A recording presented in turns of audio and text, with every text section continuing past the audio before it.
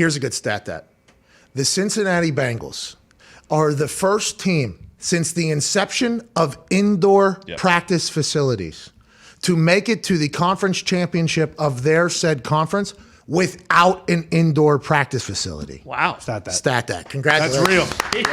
Congrats, Bengals. Four-season state, too. This isn't like a warm state. This is a four-season state. Those boys have the grit. I mean, that Bengals squad, we talked to McPherson earlier this week. They have so much confidence, moxie, and swag. So much. Evan McPherson said he was eyeballing Adam Vinatieri's record as soon as he got in. That motherfucker's a rookie. Yeah. And he kicks through a 52-yard field goal and says, looks like we're going to the AFC Championship. Then Joe Burrow, after winning the wild card, says, this isn't really that big of a deal. This isn't what we actually want. It's like, golly. And then Jamar Chase and Burrow are talking shit to each other on the field in these biggest moments in the mic'd up situations we're hearing. And then Uzama has become like a national name, just balling out there, and Boyd and Higgins. And then you got Mixon in the backfield, who is just an absolute guy whenever they need him to be. And on the defensive side, they just fight through whatever. They get injuries, they get anything. Their D-line's banged up. They're playing against Derrick Henry. Who cares? We're going to fly around. And then I really like that Bengals team. Now, don't like the way teams run, okay? And for the good of the team, the fans, and everything like that, I will continue to bang that drum. And there's a lot of people now saying, oh, don't get on the Bengals wagon now, you bandwagon fan or whatever. It's like, well, just to be clear, nobody was a fan of the Bengals before you guys just got back in here. I would like to let everybody know, outside of Cincinnati, I don't think there's a lot of people saying, you know what team am I going to pick? Oh, the Bengals. I'm going to like the Bengals. Because the Bengals they were successful there for a while with Andy Dalton. Never really won, ever. But they did have 10-win seasons, so it was a lot of fun. But they were a team that didn't want to be liked, I don't think. I think they played heels, actually. Whenever they had Pac-Man and they had Perfect in there, and that defense was a bunch of dogs. I don't think they gave a fuck if anybody liked them. Now the team is like one of the most lovable squads out there. Zach Taylor is this coach that we thought was an inept coach. Yeah. Thought he had no idea what he was doing. Oh, this guy had a cup of coffee with McVay. Of course he gets hired as a head coach. Of course. This guy's got no clue what he's doing. They fucking stink.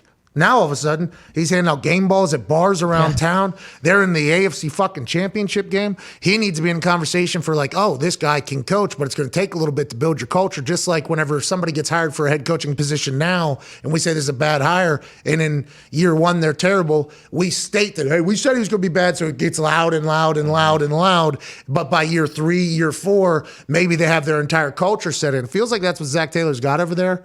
And I mean, they're getting 3.5 going over there to Kansas City. 7.5. No, I'm sorry. 3.5 is on the other side of the board. They're getting 7.5. It was at 7, I think, and then it bumped up to 7.5. Which, by the way, that hook is beautiful. Massive. Now, the Chiefs can just boat race a team. Sure. Yeah. They absolutely can. I mean, they've proven that. They've proven that their offense is all the way back with what they did against the Bills and were able to do whenever it was crunch time, and we need one. We got one. They have to get a stop. They can't get a stop. Why? Because we're the fucking Kansas City Chiefs. I mean, at 7.5, that game looks pretty juicy for Cincinnati. There has to be something we're missing, Tone. Why is it at 7.5? And why is a championship game more than a touchdown score spread? I think that feels like a setup. This feels like a setup. Like, we should hammer the Bengals. It feels like in this particular case, it feels like a setup. We would be the only ones. I think 70% of the tickets and money are on the Chiefs, I believe, at FanDuel. I think it's because the Chiefs is the Chiefs. I think that's the thinking here, even though they just played a few weeks ago and the Bengals ended up winning. The offenses definitely in this matchup have the advantage on both sides of the ball. I think the total is like 55. There's gonna be a lot of points. When the Chiefs have played good quarterbacks this year, they have not been great. So I think I'm gonna lean with the 7.5. Yeah, 7.5 is a lot of points. Yeah. Yeah. And by the way, shout out to Louisiana. Louisiana gets a better go. Hey, FanDuel is now legal in Louisiana. Congratulations down there in the bayou. There we go. I have no idea how many fans we have in Louisiana. I have no clue. I actually thought about that whenever we got a heads up. A good bit, maybe. I'm not 100% sure.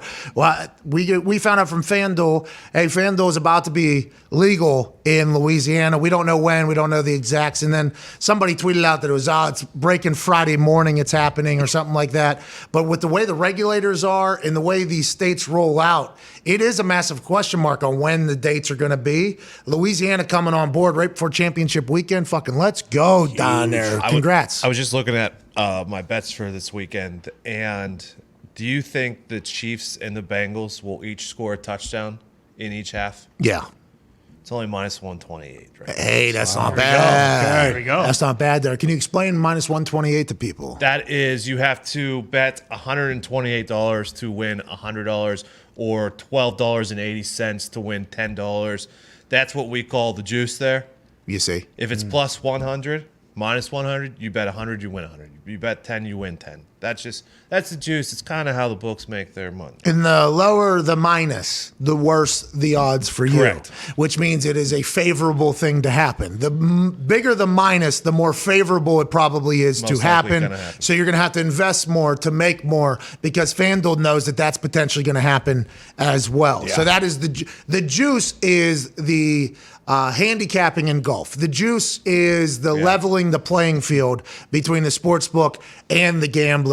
And shout out to FanDuel being legalized down there in Louisiana. Yeah, it's incredible. I know the 7.5 seems awesome for the Bengals, but there's no way you can get me to bet against the Chiefs. No way. I'll say is this another theatrical performance? No, it's not a theatrical performance. This is I am absolutely slamming the Chiefs because the Bills are a very good football team and somehow they found a way to win. I'm not saying the Bengals aren't, but the Bengals definitely had the easier path, I would say, with the Titans and the Raiders. That's just how I feel. These guys are in the AFC Championship. Absolutely. These guys are in they won the AFC North. Yeah, against the Raiders or they didn't win the AFC North against them, but their first round was against the Raiders and Coach Ritchie, which hell of a team, but it's still the Raiders. Okay. And then, the Titans, good team also. Wow. But it was their first time playing with all their superstars since Halloween. They were kind of a little bit of a get-back game almost. And Travis Kelce. Yeah, Travis Kelce, Tyreek Hill, Hardman Pringle. They can score whenever they want. Mahomes.